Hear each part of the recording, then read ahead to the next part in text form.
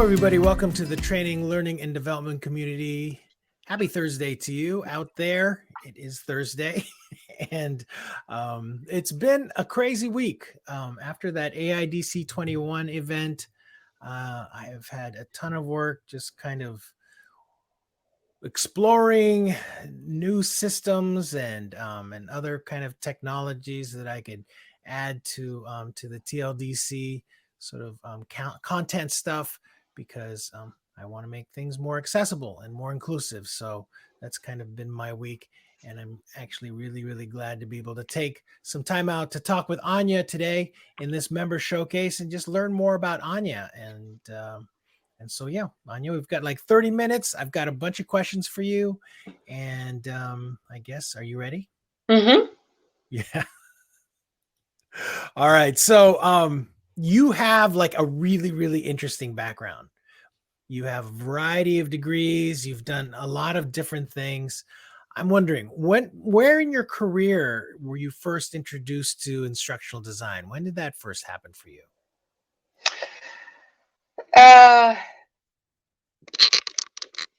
So I was already teaching back in graduate school. Uh-huh. So, and while I was teaching, I was actually also an assistant for, I think it was called something like the Instructional Design Center on campus or something like that. And so that was my first brush with instructional design in particular. Uh-huh. But this is some years ago. I won't say how many, but back then things were kind of just starting to move online in higher education. And so that was kind of a whole new thing for faculty. And, some were pretty excited about it and wanting to adapt it and integrate it. And a lot of other faculty members were not excited. So, I mean, when you first got, was it like, ooh, what is this thing? It's called instructional design. And what were you teaching at that time? I was teaching political science and philosophy. And I mean, to me, I always find technology exciting.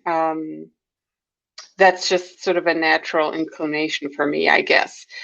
And but I didn't feel that I knew really a lot about it. I mean, ultimately, to me, creating my own lessons, and actually, I taught a whole course at one point, how to make this thing that I was teaching called philosophy exciting was kind of the main driver behind looking into instructional design. Wow. And then your love for data.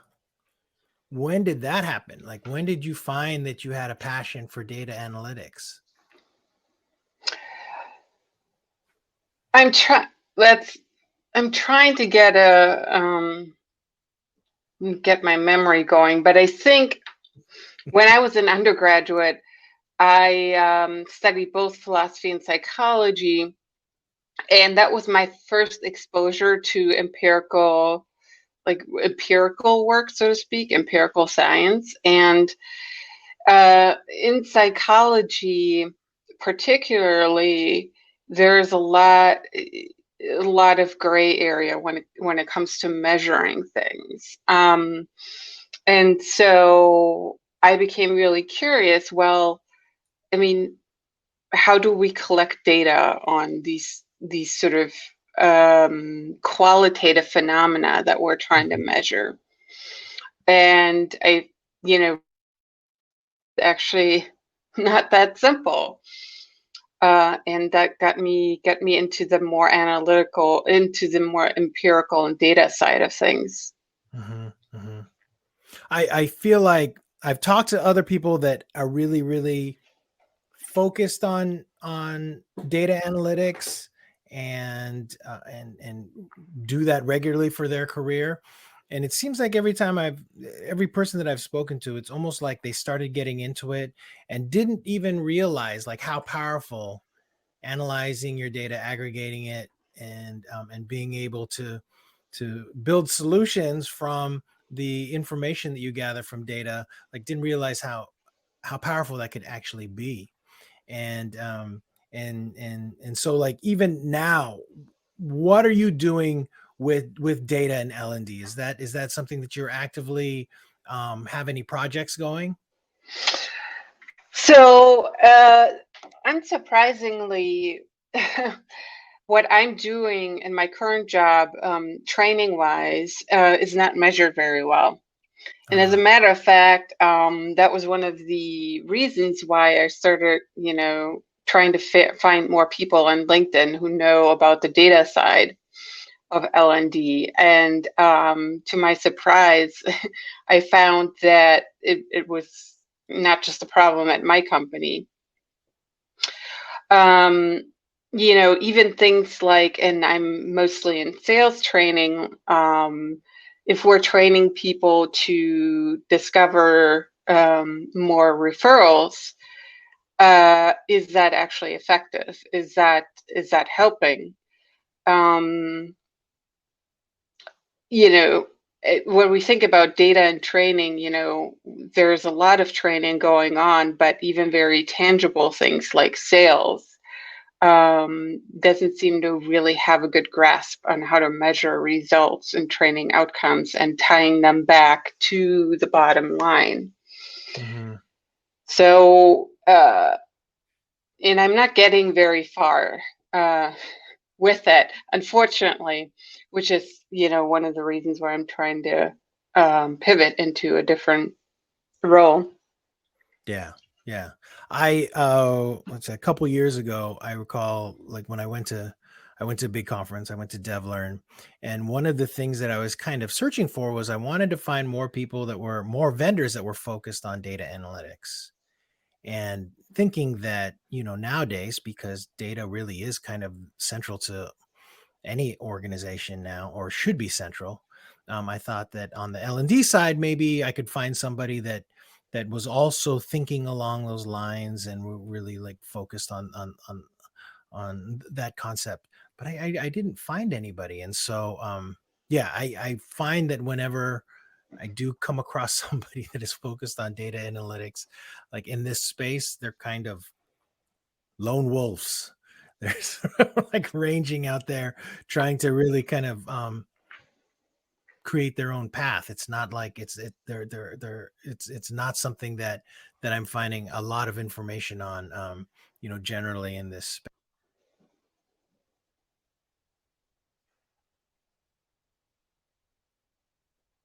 Whoops. Looks like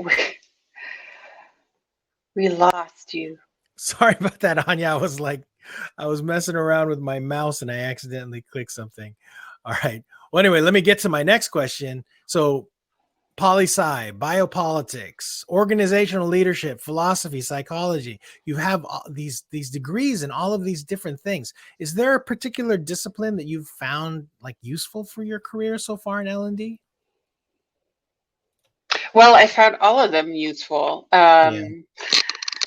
I mean, it might not seem that way, but ultimately, all of these, what sort of underlies all of them is questions about human nature. And, when we train people, we're very much dealing with human nature. We're dealing with questions of motivation and mechanisms of learning and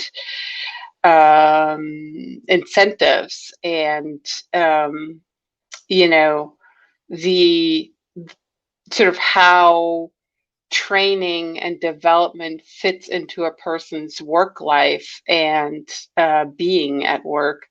So, and then of course you have the whole corporate side to it, which, when you study political science, you're studying social behavior essentially. And that I think has been extremely useful in my career to understand how to build relationships or how people interact when, they want something from each other, or they want to accomplish something together, or when problems need to be solved and they don't get solved. Or, quite frankly, when there is resistance to change and reticence to new solutions being implemented. So that sort of deeply analytical side that I have just relishes those aspects. And, I started with philosophy and then kind of looked into the social aspects and the political science, but also on the organizational science side. So to me, everything makes sense, but I do realize that it can be kind of strange for some people, maybe. Yeah. No, it seems like the group of degrees that you have are kind of, they just seem like a really potent combination of things. And it's rare for me to run into anybody that has a background in philosophy, and is working as an L&D professional, or even a background in political science. Honestly, like what I've seen, a lot of communications majors and English majors and theater majors, people that like do performance. So it's really, really unique to have you here, and to have you even part of this community. It's like fascinating to talk to you about these different things. Even just your last broadcast that you did when you were talking about philosophy, and learning, that was, I took a lot away from that, especially almost like from a historical perspective. It was really, really interesting to hear all that stuff from you. And so, like, now, what kind of projects are you working on right now? Well, my big project is finding a job, a new job, that is. And, I kind of, this timing hasn't been great, I will say, the last 9 months, but, at the same time, I just need to make a change, so that I can evolve and grow as a person. So that's my big project, but I do have personal projects that I've been trying to work on as well. So I finished uh, my data science certificate, the graduate certificate I was working on through USCD, no, UCSD. I'm Yeah. Um, and I wanted to, and so I've done a lot of more deep diving into analytical techniques, including data science, machine learning, etc. Um, and another big thing for me has been to try to figure out, um, after my autism diagnosis, what that means, and what I am going to, like, how that is going to affect me going forward, and how I'm going to be moving forward in a professional but also personal context, but mostly professional. So, the accessibility conference last week is just, it was kind of really weird for me, but it was also really important and a big relief for me to um, talk about the things that I just always thought I couldn't talk about. Hmm. Hmm. Yeah, it was fascinating having you on that panel, and just everything that you were able to communicate. I took away a lot from that. It was just really, really compelling all around. I mean, everybody had some incredible feedback. In fact, I thought I feel like that panel could have been great as kind of the opener of the day, Hmm. because I got so much just hearing about just your honestly like what your stories were, and and just your needs as a human being, like in the workplace and as a learner. That was really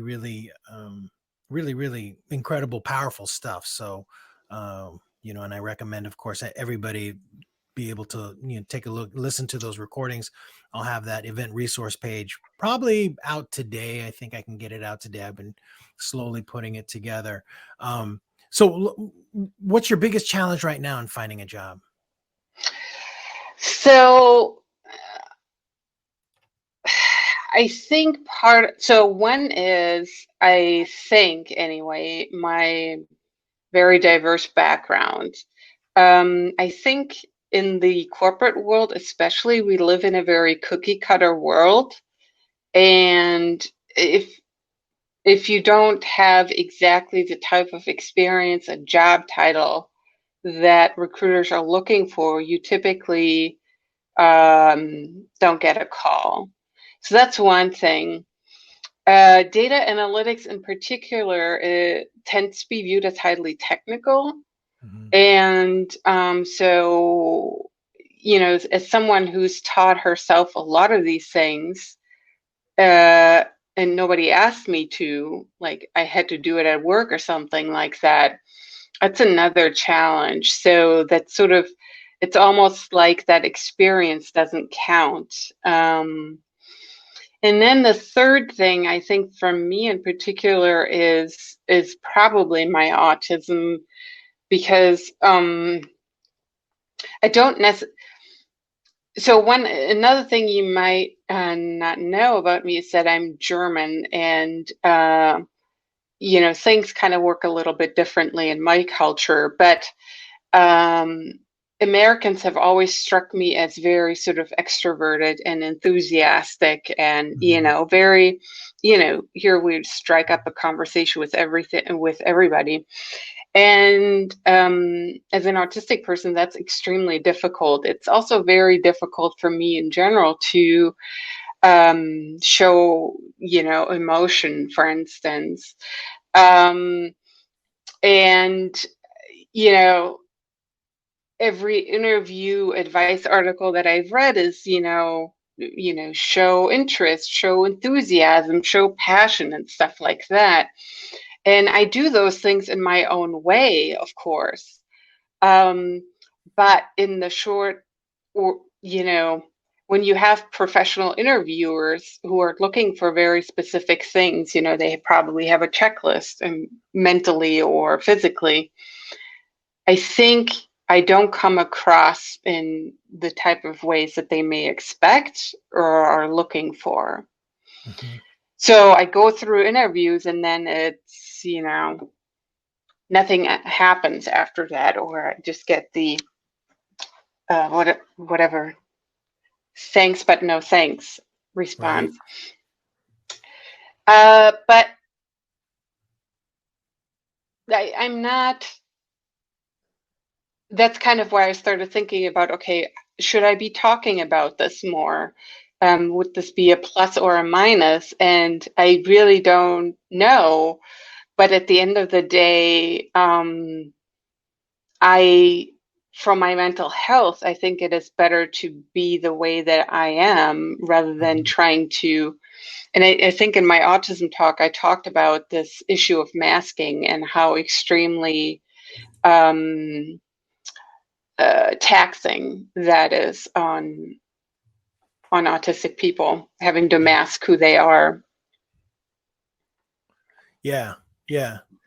No, it just seems like that would be an incredible challenge. And do you think, is it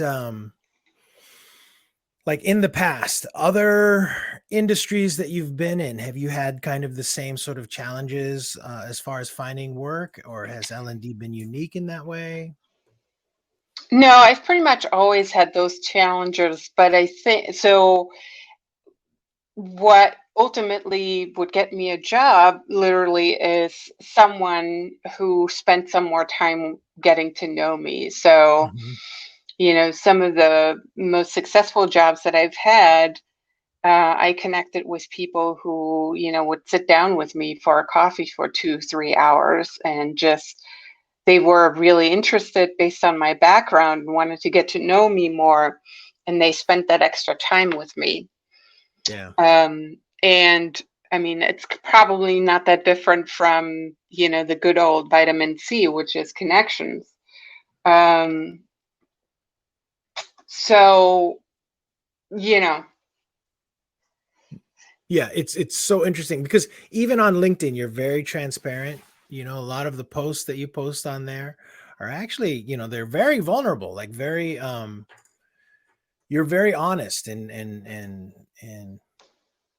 express yourself really I don't know, just clearly and to the point about what your sort of your perspective on things and how to perceive autism and I really appreciate that. I mean, it's one of the reasons why AIDC 21 exists is because I became more familiar with what you were going through, and I'm like, what is what can I do to be able to help people gather a better understanding of this type of thing, and so that's one of the reasons why I really started looking into producing an event like that. So you were a big inspiration for me, and with that in mind, in your career and just sort of what you're doing, is there anything specific that keeps you inspired? okay. So the way my mind works is I have to be constantly challenged. And that typically means that I have to learn new things and or learn things, learn new skills, improve those skills, et cetera, et cetera. And because I don't know if it is that I get bored easily or if it is just that um, I just need to fill out that capacity, thinking capacity. um, it's one feature of autism is that you get very, very focused, sometimes to the point of obsession on things, and um, you have to fill that need. So for me, I've always thrived in roles where I can explore and experiment and learn myself without much direction or, someone looking over my shoulder. And these types of diverse roles, you might call them generalist roles. I like to call them Renaissance people roles. They're not, you find them typically in more entrepreneurial environments where people have to wear multiple hats. And I think that tends to be where I thrive the most. Wow. Okay. I was, I wasn't quite sure if that would be the case because are you somebody that is it because do you multitask or what do you find with that type of that type of activity, say entrepreneurial, where you have to wear different hats? No, Why I is that? don't. That's a really good question. I don't multitask. That's actually a sensory overload thing for me. What I do though is I switch from one thing into the next Mm, completely, and I think I'm just really good at focusing on when I have one thing to focus on, and that's kind of the way I when I have a role where I need to do a bunch of different things, like develop a fundraising strategy here and then do some program management over there. I literally silo those things. And when I'm in this zone, I'm in that zone. I'm nowhere else. And when I'm this zone, then I'm in that zone. No, nowhere else. My brain's kind of always worked that way. yeah. Um, uh, so that's kind of how I dealt with it. And I'm generally not a big fan of multitasking anyway. I don't think that the human brain is really well made for multitasking, at least on deeper levels. I mean, superficially, maybe. But on deeper levels, the level of focus and deep work that we are able to do, we don't get done when we multitask. Mhm. Mhm. When you start working on a task, do you have to do you go for completion, or is it something that you can leave things open ended and then move on to something else, or does that become an issue for you at all? uh, so I have been known to work on something for like 16 hours straight without taking a break. Mhm. That's typically the way it works. Now, as I get older, I'm less able to do it, so I just kind of generate a point of, I'm just too tired. I can't go anymore, and that's when I stop. Mhm. Um, but I typically try to get as much done as possible when when I'm in the zone, so to speak. Um, and if I don't have to stop, then I won't stop. Yeah, yeah, yeah. So what do you think, Anya? If you weren't currently working to be in or wanting to be an L&D professional, what do you think you'd be? Well, I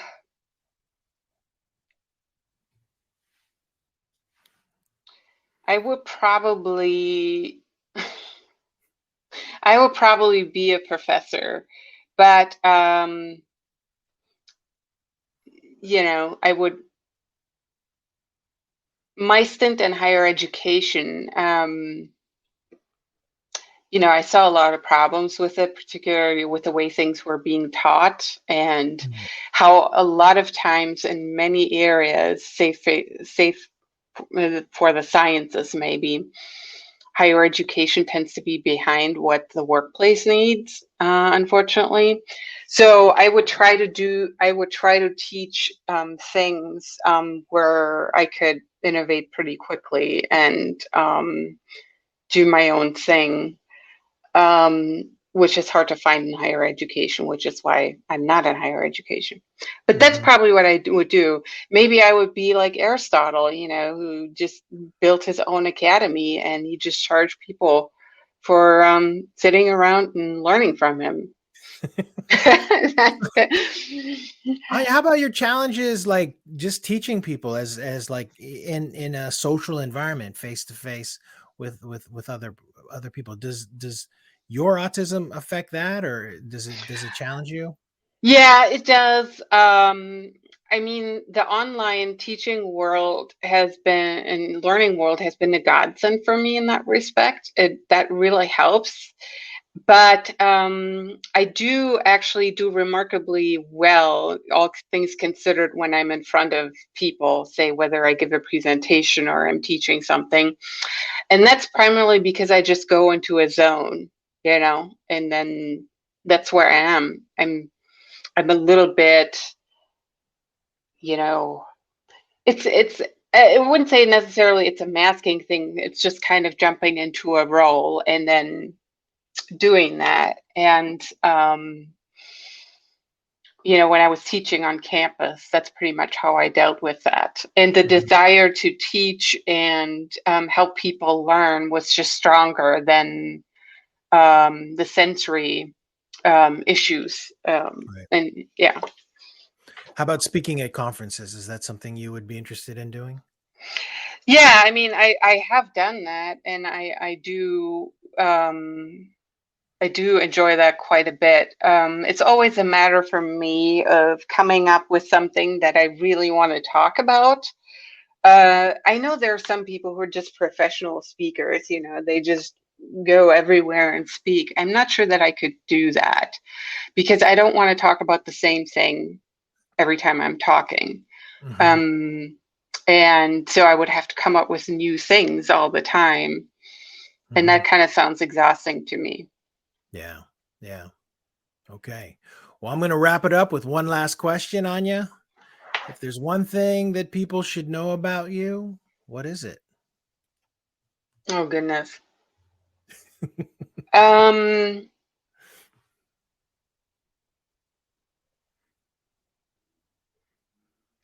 think the biggest thing is probably that I am approachable. It's just that you want to give me some time, and you don't need to be scared that you're going to hurt me or make me feel uncomfortable. I think that's probably a thing that might not be immediately obvious, at least from feedback that I've gotten from other people, because I hear this all the time. You seem so cold, you seem arrogant, you seem X, Y, and Z. Hmm. And I'm really not like that at all. But I do realize that first impressions are first impressions. Mm-hmm, mm-hmm. Very nice. Okay, that's great. Anja, it has been a pleasure talking to you for the last half hour. And it is also, I think that you are a wonderful addition to TLDC, to the community. You've already done so much to help support our program, and you bring really fascinating and interesting ideas to our broadcast on a regular basis. If whenever you have anything else, feel free to reach out. I just love having you as part of TLDC, and so thank you so much for being a member. Yeah, no problem. Thank you for having me. And feel free to reach out to me on LinkedIn. Yeah, absolutely. Wait, actually, let me post your LinkedIn profile in chat for the folks that are in. And I don't know. I was thinking about doing a smaller event, maybe that's specific to neurodiversity. Judy Katz had mentioned something about that as well. So maybe that's something we can collaborate on, huh? Yeah, I think that would be a really good idea. It's a particularly challenging aspect for learning. So I would love to bring some people together who have some good insights on how to help L&D with that. Yeah, yeah. Maybe like a mini conference, maybe, because I just don't know exactly where to start with it, and so maybe we could talk about it. Yeah. Okay, cool. All right, Anya. Thank you so much for your time today, and I'm sure we'll see you again soon. Yeah. Okay. Bye. Thank Bye. you. Thanks. See ya.